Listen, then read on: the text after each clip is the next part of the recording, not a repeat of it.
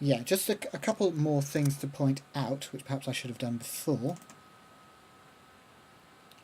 Let's go back to an 8-channel output and an 8-channel input. I mentioned before, this is just to mention it really, that there is a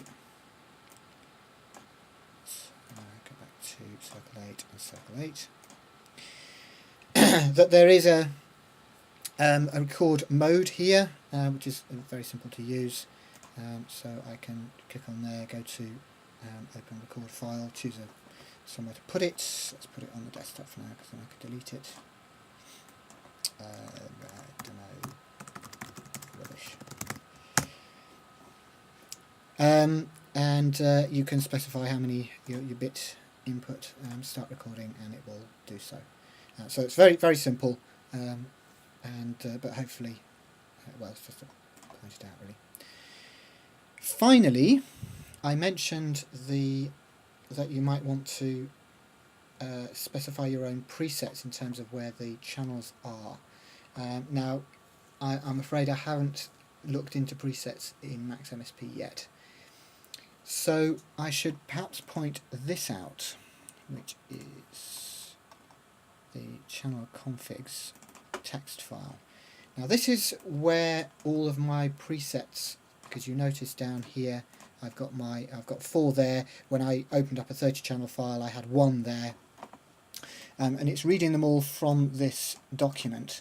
So here we've got, and I've configured this in a particular way, which if you want to do this, or if you want to include your own presets, all you need to do is to add a series of channel configurations according to the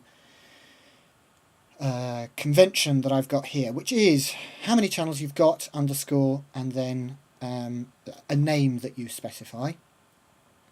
And then you need your channel number underscore with amplitude and azimuth.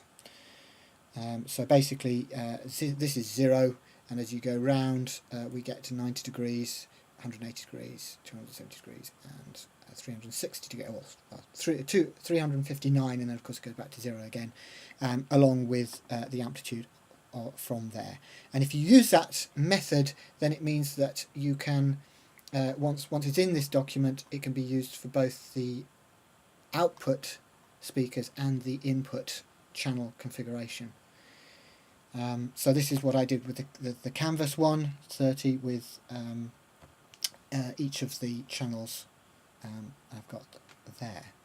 Now that's not necessarily hugely easy to figure out, particularly if you've got a sort of more I suppose geometric array like the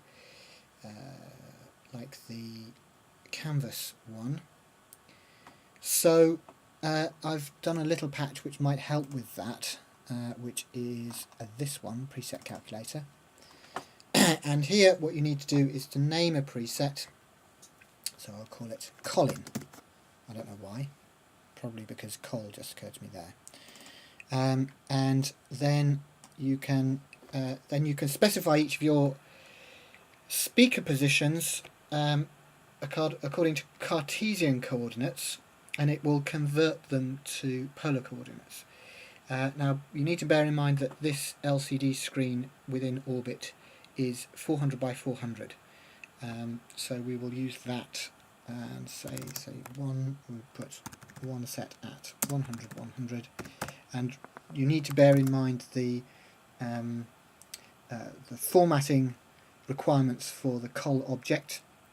So it's your index on the left hand side here, followed by a comma, and then whatever you want to store at that index, followed by a semicolon. If you forget the comma and the semicolon, then you will lose half your list, whatever follows. So 100 by 200, semicolon, 3, comma, let's put it 200, 200, sorry, 200, 100, and then 4 would be 200, 200. And that will give me a square that sort of resides in the top left-hand corner here.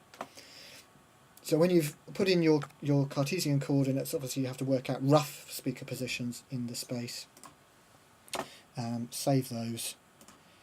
And then hit the bang here, and it will create most of the necessary stuff that you need to copy into that document. Well, in fact, there's just two things missing, which are again the comma and the semicolon at the end.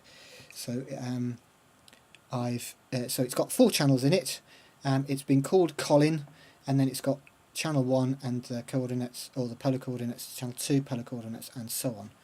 So I need to copy that into where are we? Here. So channel configs. I should be able to pop it at the bottom, and then I need to add the comma and the semicolon. If I don't do that, then I shall lose it from this call. Save that, and I'll need to restart Orbit again. So I've finished with that.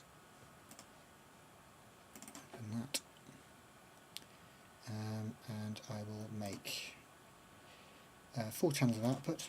OK that, and 4 channels of input. OK that, and hopefully, there we go. Colin appears at the bottom, and there are my 4 channels in there.